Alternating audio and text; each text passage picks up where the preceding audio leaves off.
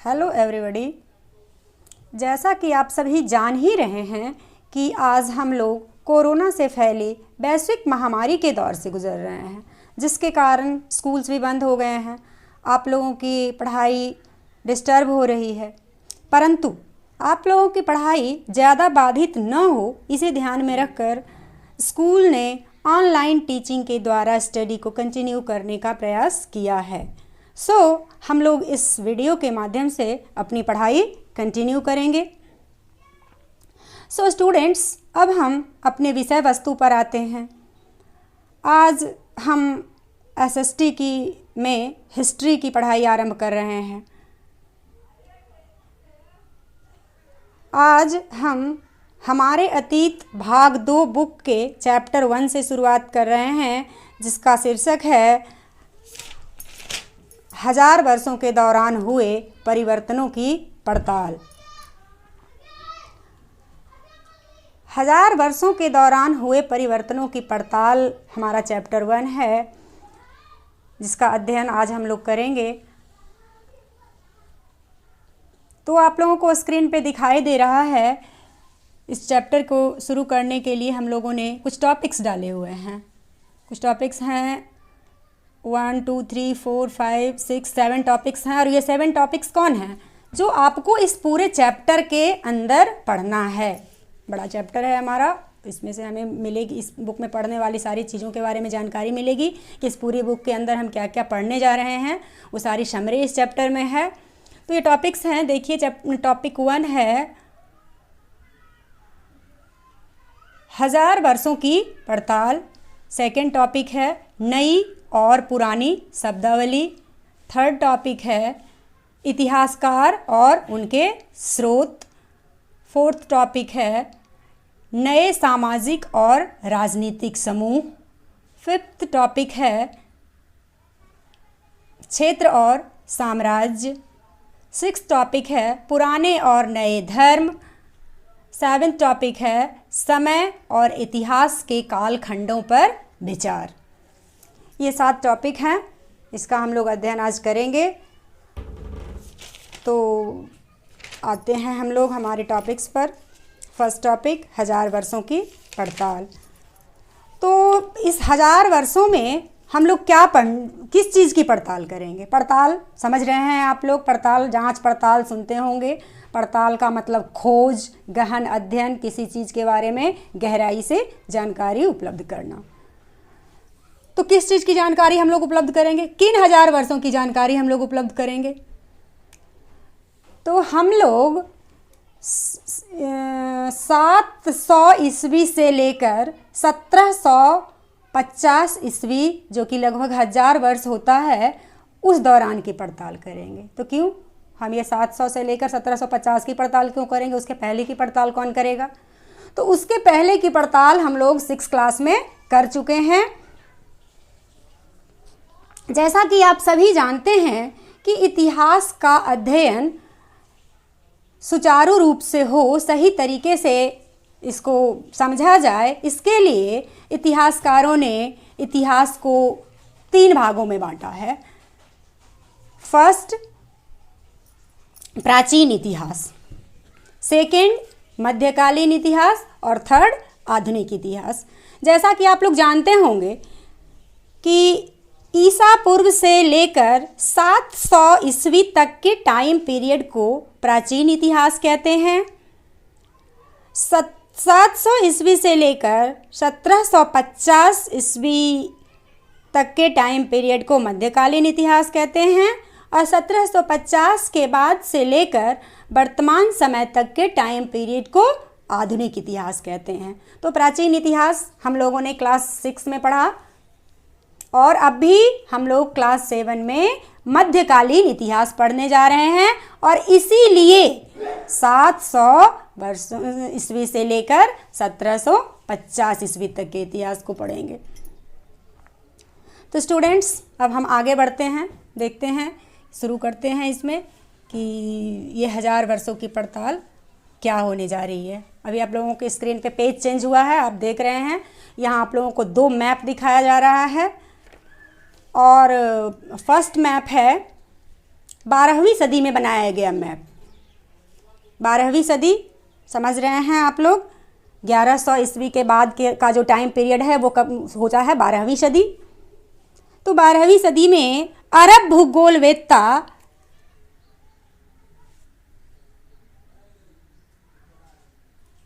अल अदृशी, 12वीं सदी के भूगोलवेत्ता अल अदृशी के द्वारा बनाया गया ये भारतीय उपमहाद्वीप का पहला मानचित्र है। आप देख रहे होंगे 1154 ईस्वी में अल अदृशी ने इसे बनाया। यहाँ हम देख रहे हैं ये भारत का मानचित्र। यहाँ से आपको लग रहा होगा कि कैसा अटपटा सा मैप है, भाई ऐसा मैप भारत का मैप ऐसा हो सकता है, लेकिन ये पहला मैप बना हुआ, पहला प्रयास किया हुआ। यहाँ आप देख रहे हैं ये जो गोल जैसा दिख रहा है ना, जिस पे आपको यहाँ पे पॉइंट किया गया है, ये श्रीलंका है।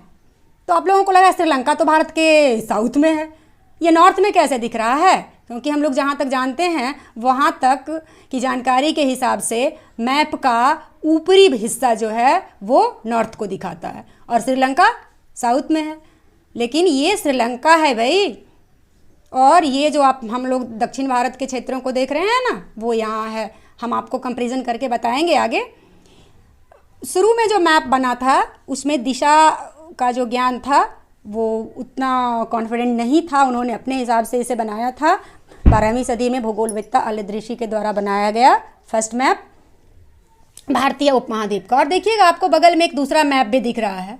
इस मैप को देखकर अंदाज़ा लग जाता है, देख के ही पता चल जाता है कि ये हमारे भारत का मैप है। यहाँ श्रीलंका अपने सही जगह पर दिखाई दे रहा है, ये साउथ भी नीचे दिख रहा है, और ऊपर इस तरह से जो मिडिल सेंटर है ये सब सारा कुछ इसमें सही तरीके से दिख रहा है। थोड़ा बहुत चेंजेस यहाँ दिखे, साउथ में कुछ चेंजेस यहाँ, ये सॉरी वेस्ट में कुछ चेंजेस यहाँ पे दिख रहे हैं। यहाँ थोड़ा सा लग रहा है कि जो भी हम वर्तमान में देख रहे हैं, वर्तमान मानचित्र में जो हम देखते हैं वहाँ वैसा नहीं है, यहाँ थोड़ा सा डिफरेंस है। और ये डिफरेंस होता रहता है, इसी को कहते हैं बदलाव। जब भी जैसे जैसे हमारे टेक्निक आगे बढ़ते चले जाते हैं, हमारी खोज के तरीके बदलते जाते हैं, वैसे वैसे इन चीज़ों में बदलाव हुआ जा रहा है। तो ये जो मैप 2 दिखाई दे रहा है, मैप नंबर 2 आपको स्क्रीन पर दिख रहा है, ये कब बनाया गया? तो ये 18वीं शताब्दी का बनाया हुआ मैप है। 18वीं सदी के आरंभ में गुइवलाम द लिस्ले के द्वारा बनाया गया ये मैप है। 18वीं शताब्दी यानी कि 1700 ईस्वी के बाद का समय, 1720 ईस्वी में इसे बनाया गया गुइवलाम द लिस्ले के द्वारा। ओके, इतनी बात तो आप लोगों को समझ में आ गई होगी। दोनों मैप को बनाने में काफ़ी डिफरेंस, मतलब काफ़ी टाइम अलग अलग, लगभग 600 वर्षों का अंतर है, और 600 वर्षों के रिसर्च में भी काफ़ी अंतर हुआ होगा, इसलिए दोनों मैप के साइज में, दोनों मैप के शेप में काफ़ी अंतर दिखाई दे रहा है। अब हम लोग आगे बढ़ते हैं।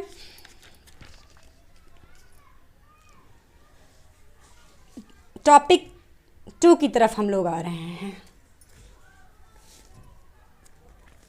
हमारा टॉपिक 2 है नई और पुरानी शब्दावली। टॉपिक 2 नई और पुरानी शब्दावली। तो हम लोग जैसा कि पहले पढ़ चुके हैं कि इतिहास का अध्ययन करने के लिए लोग अभिलेखों का, पांडुलिपियों का प्रयोग करते हैं। आखिर बीती हुई 1000 वर्षों से पहले, 2000 वर्ष पहले क्या हुआ, कौन सी घटना घटी, लोग कैसे रहते थे, क्या खाते थे, क्या पहनते थे, यही जानते हैं ना हम इतिहास में। कौन सी लड़ाई हुई, कौन कौन से महत्वपूर्ण राजा हुए, उनका जीवन स्तर क्या था, कैसे वो मतलब शासन करते थे, ये सारी चीज़ें। तो इतिहास के अध्ययन में हम लोग क्या करते हैं, अभिलेख, पांडुलिपि इत्यादि का उपयोग करते हैं, और विभिन्न भाषाओं में अलग अलग शब्दों का भी प्रयोग किया गया है। 1000 साल पहले किसी शब्द, और समय के साथ जब समय बदलता है ना, तो बदलते हुए समय के साथ शब्दों का अर्थ भी बदल जाता है। देख रहे हैं आप लोग, यहाँ कुछ शब्द यहाँ पे हाईलाइट किए गए हैं एग्जाम्पल के लिए, हिंदुस्तान और विदेशी। तो हिंदुस्तान शब्द का प्रयोग किया गया था सबसे पहले किसके द्वारा? आप लोगों ने बुक जरूर खोल के रखा हुआ होगा, 13वीं शताब्दी के फारसी इतिहासकार मिन्हाज सिराज। अब आप लोग ध्यान रखेंगे, अगर आप लोगों ने नोटबुक खोल के रखा हुआ है तो लिखेंगे मिन्हाज सिराज कौन थे, फारसी इतिहासकार थे, और वो कब के थे, तो 13वीं सदी के इतिहासकार थे, जिन्होंने पंजाब, हरियाणा और गंगा यमुना के मैदानी क्षेत्रों के लिए हिंदुस्तान शब्द का प्रयोग किया। उन्होंने इन क्षेत्रों को हिंदुस्तान कहा, लेकिन हिंदुस्तान शब्द का अर्थ फिर बदल गया। 13वीं शताब्दी के बाद हिंदुस्तान शब्द का अर्थ फिर बदल गया। 14वीं सदी में अमीर खुसरो ने हिंद शब्द का प्रयोग किया। हिंदुस्तान के लिए किस शब्द का प्रयोग किया, हिंद शब्द का प्रयोग किया। उसके बाद फिर हिंदुस्तान शब्द का दायरा बढ़ते चला गया।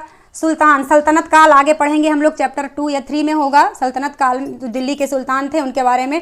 तो सुल्तानों के कब्जे में जितना भी क्षेत्र आता गया, चाहे वो पंजाब, हरियाणा, गंगा यमुना के मैदानी क्षेत्र और बगल में, जो जैसे जैसे उनका साम्राज्य बढ़ता गया, उनके साम्राज्य को क्या कहा गया, उनके साम्राज्य को हिंदुस्तान के नाम से जाना गया। उसके बाद बाबर, 16वीं शताब्दी में बाबर ने हिंदुस्तान शब्द का प्रयोग किया। किस चीज़ के लिए, तो भारत की भौगोलिक स्थिति के लिए चेंज हो गया। पहले तो एक क्षेत्र था, हिंदुस्तान एक क्षेत्र था जो कि सल्तनत काल के शासन, सल्तनत के शासन में आता था, लेकिन बाद में हिंदुस्तान का अर्थ हो गया भौगोलिक स्थिति। भारतीय उपमहाद्वीप के भौगोलिक स्थिति को ही हिंदुस्तान के नाम से जाना गया। तो इस तरह से एक दूसरा शब्द एग्जाम्पल में दिया गया है, विदेशी। अभी हम लोग विदेशी किसे कहते हैं, अब देखिए, जैसे एक और मेन पॉइंट, अब भी हम लोग हिंदुस्तान, पूरा भारत है ना, हमारा पूरा भारत है वो हिंदुस्तान है, लेकिन पास्ट में हिंदुस्तान किसे कहा गया था ये हम लोगों ने देख लिया, समझ लिया इसे। और अब एक दूसरा वर्ड आता है विदेशी। अभी हम विदेशी किसे कहते हैं, जो देश से बाहर का है। हमारा देश बहुत बड़ा है, पूरा भारत, तो भारत से बाहर, चाहे वो इंग्लैंड के हों, अमेरिका के हों, भले ही वो हमारे पड़ोसी पाकिस्तान ही क्यों ना हो, श्रीलंका, भूटान, किसी भी देश के आएंगे जो हमारी कंट्री से बाहर के हैं, उनको हम विदेशी कहते हैं। तो क्या पास्ट में भी विदेशी ऐसे ही थे, दूसरे देशों से आए हुए लोगों को ही विदेशी कहा जाता था? तो नहीं, यहाँ इसका आंसर है कि विदेशी शब्द का दायरा छोटा था। तो विदेशी आखिर कहा किसे जाता था, इस पर हम आगे बात करते हैं।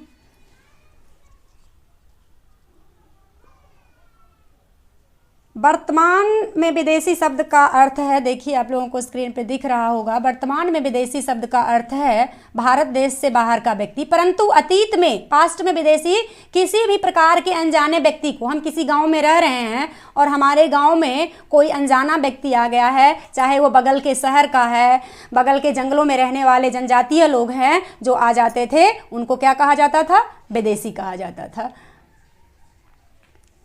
तो किसी भी प्रकार के अनजाने व्यक्ति जो उस गांव या उस क्षेत्र के निवासी नहीं होते थे, उन्हें क्या कहा जाता था, विदेशी कहा जाता था। ठीक है, इतनी बात तो आपको समझ में आ गई होगी। ये हमारा टॉपिक 2 एक्सप्लेन हो गया। अब हम लोग थर्ड टॉपिक की ओर आ रहे हैं, इतिहासकार और उनके स्रोत। स्रोत की चर्चा हम लोगों ने की थी कि इतिहास के अध्ययन करने के लिए अभिलेखों और पांडुलिपियों का उपयोग किया जाता था। तो वही अभिलेखों और पांडुलिपियों का और विभिन्न प्रकार की वो चीज़ इतिहासकार जिनका यूज़ करते थे इतिहास के अध्ययन के लिए, उन्हें स्रोत कहा जाता था। स्रोत अर्थात माध्यम। इतिहास के अध्ययन में स्रोत का महत्वपूर्ण स्थान है। स्रोतों के द्वारा ही हम इतिहास का अध्ययन गहराई से करते हैं और स्रोत इतिहास को प्रामाणिक बनाते हैं। ऐसे हम कुछ भी बोल रहे हैं, कपोल कल्पना हमारी कुछ भी हो गई, हम बोल दिए, तो आप लोगों को कहते हैं इसका क्या सबूत है, क्या प्रूफ है इसका? तो यही प्रूफ हमें स्रोत के द्वारा प्राप्त होता है। स्रोत यही प्रूफ हमें उपलब्ध करवाते हैं। स्रोत में किन चीज़ों को रखा जाता है, तो प्राचीन सिक्के आप लोग देखते होंगे ना, आपके घर में भी मम्मी लोगों के पास चांदी के सिक्के हुआ करते होंगे, दिखाते होंगे। अंग्रेज़ों के समय का विक्टोरिया कॉइन उसको कहा जाता है। कहीं आप घूमने जाते हैं, बगल में नालंदा खंडहर तो स्कूल के से भी कई बार आप लोगों को टूर पे ले जाया गया है। नालंदा का खंडहर गए, वहाँ आप लोगों ने विभिन्न प्रकार के शिलालेख, मूर्तियाँ, अभिलेख देखे, ऐतिहासिक भवन देखते हैं। पांडुलिपियाँ आप लोगों को दिखाई नहीं पड़ती होंगी, लेकिन पांडुलिपि आप लोगों ने पढ़ा है कि भोजपत्रों और ताड़पत्रों पर जो पहले लिखा जाता था उस मूल पत्रों को पांडुलिपि कहते हैं। पुराने बर्तन, मूर्तियाँ इत्यादि ये सब स्रोत हैं और उन्हीं के माध्यम से हम लोग इतिहास को प्रमाणित करते हैं, इतिहास का अध्ययन करते हैं। अब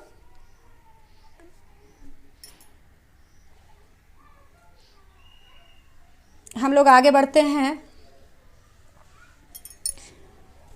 वर्तमान समय में जो लिखित सामग्री का उपयोग ज़्यादा होने लगा है, जो पुराने स्रोत थे, क्या कहते हैं उनको,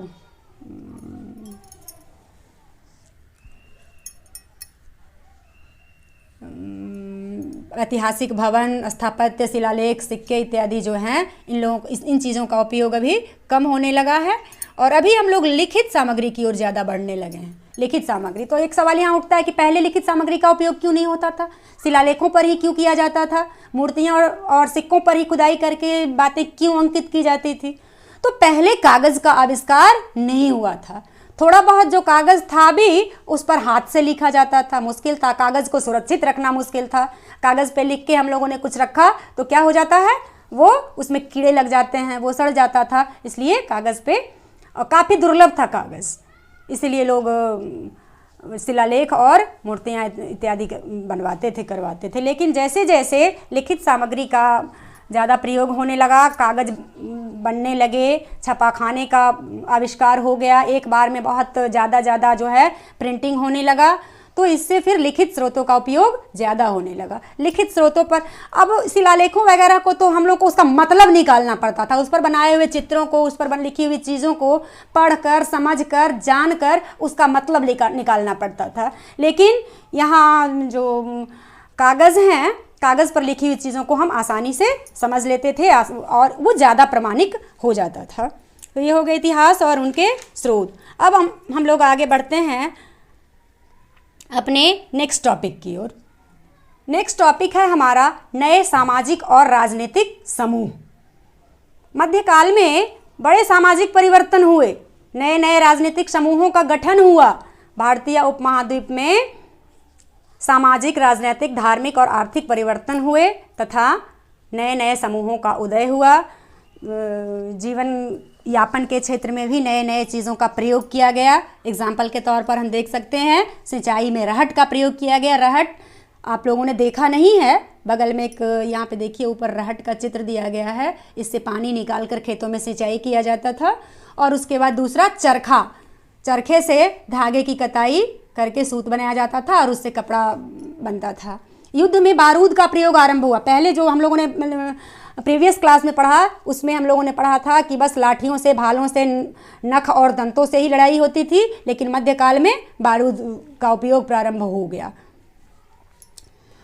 विदेशियों का आगमन होने लगा, यातायात के साधनों का विस्तार हुआ, जलमार्ग से लोगों का आना जाना शुरू हुआ, विदेशियों का आगमन शुरू हो गया और उनके साथ आलू, मक्का, मिर्च, चाय, कॉफ़ी, अफीम जैसे फसल भी हमारे देश में आने लगे। हम लोग चावल, गेहूं खाते थे, लेकिन ये सब विदेशी फसल हैं। ये मुस्लिमों के द्वारा अरब से लाए गए चीज़ हैं, चीन से लाई गए फसल हैं और इनका उत्पादन हमारे देश में होने लगा। व्यापार और यातायात के साधनों में भी काफ़ी वृद्धि हुई, जीवन स्तर में सुधार हुआ, लोगों के जीवन में बदलाव होने लगा। एक नया शब्द आया है यहाँ, पर्यावास। पर्यावास आपको यहाँ दिखाई नहीं दे रहा है, लेकिन पर्यावास है जंगलों में रहने वाले लोगों को कृषि योग्य भूमि को बढ़ाने के लिए उनको वहाँ से मतलब हटा दिया जाने लगा और वहाँ पे कृषि कार्य किया जाने लगा। कृषकों के नए समूह, क्षेत्र, मुखिया, पुजारी, मठ, मंदिरों से प्रभावित होने लगे और उसके बाद बड़े बड़े व्यापारी, धर्म प्रचारक, दार्शनिक जो हैं वो भारत में उभरे और एक नया बदलाव हुआ, एक नई व्यवस्था आई। जाति व्यवस्था की शुरुआत मध्यकाल में हुई। समाज में अलग अलग जातियों का उदय हुआ जिनका संचालन जातियों के बड़े बुजुर्ग किया करते थे और बड़े बुजुर्गों की सभा को जाति पंचायत कहा जाता था। ओके, आज हम लोगों ने इतना पढ़ा। अब हम नेक्स्ट वीडियो में नेक्स्ट टॉपिक पे बात करेंगे। Okay, thank you.